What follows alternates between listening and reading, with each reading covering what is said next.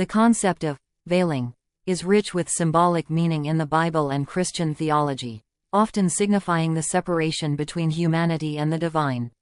Moses covered his face with a veil when he came down from Mount Sinai after speaking with God.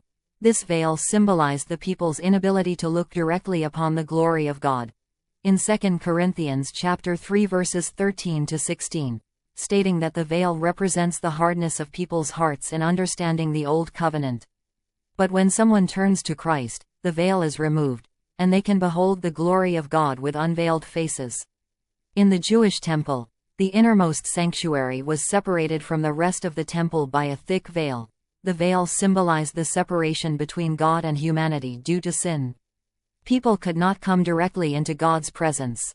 The tearing of the veil symbolizes that through Christ's sacrifice, the barrier between God and humanity was removed, granting believers direct access to God's presence.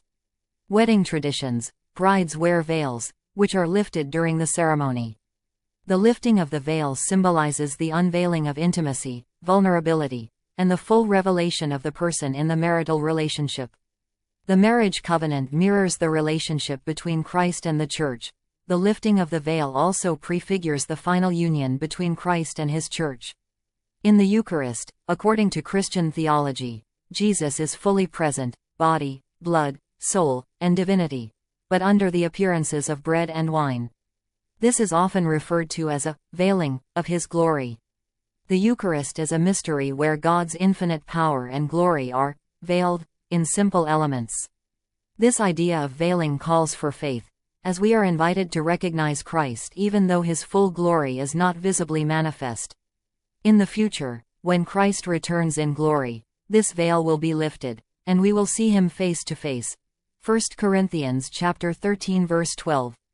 Let's read a verse for contemplation. For a man ought not to cover his head, since he is the image and glory of God, but woman is the glory of man. 1 Corinthians chapter 11 verse 7. May God attest that what we exhibit externally in the practice of physical head covering during the church service is a true reflection of the state of our hearts. Amen.